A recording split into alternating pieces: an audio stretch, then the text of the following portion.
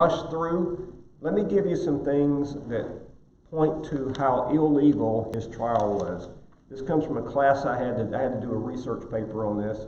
I had to come up with study extra biblical things in the Sanhedrin and then compare them to the trial of Jesus. All right, let me give you these.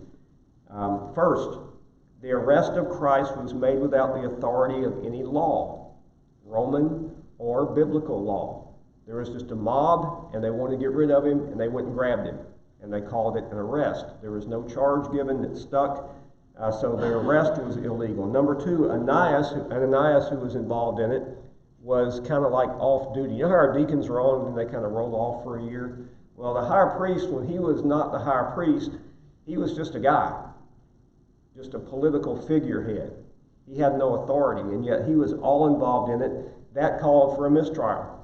Okay? The Sanhedrin that got together, the Sanhedrin violated their own policies three different ways. Number one, the Sanhedrin was never to meet at night, and they met at night.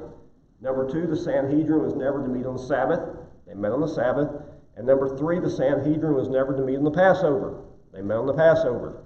They did all of these things in violation of their own law, which should have led to an acquittal for the person that they were examining, but it led to the cross.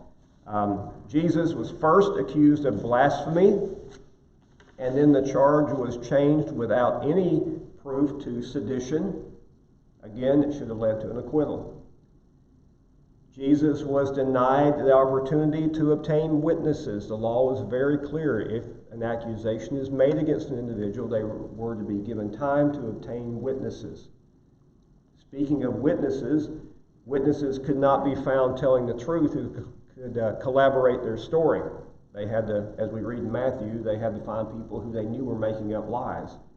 Let's see, the trial could not be concluded in one day. The Sanhedrin had rules about trials, and to protect the accused person, they had certain things in place. One was they couldn't conclude a trial in a day.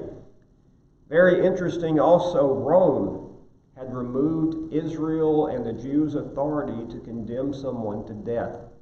Pilate said, he's innocent. You guys go do something with him. They condemned him to death. Now, they stood by and let it happen, but the Sanhedrin didn't have the authority to do that. Rome had removed that authority. Members of the Sanhedrin were prejudiced against Jesus. They didn't like him, and their rules for operation sounds kind of like what's going on up in Washington now, doesn't it? Their rules of operation were if you were openly prejudiced against a person, you could not participate in a trial of that person. They were to remove themselves. They didn't. Jesus was not given the opportunity to thoroughly defend himself. They asked him some questions, but they didn't like his answers. Pilate stated 4 times that Jesus was innocent and should have been released, and the condemnation of Christ was done without formal process and a formal conviction. And again, the Sanhedrin had rules and procedures that they were to go through for all of these things, and they arbitrarily denied them. And then the members of the Sanhedrin ignored the existing Hebrew laws that were in place to protect the innocent.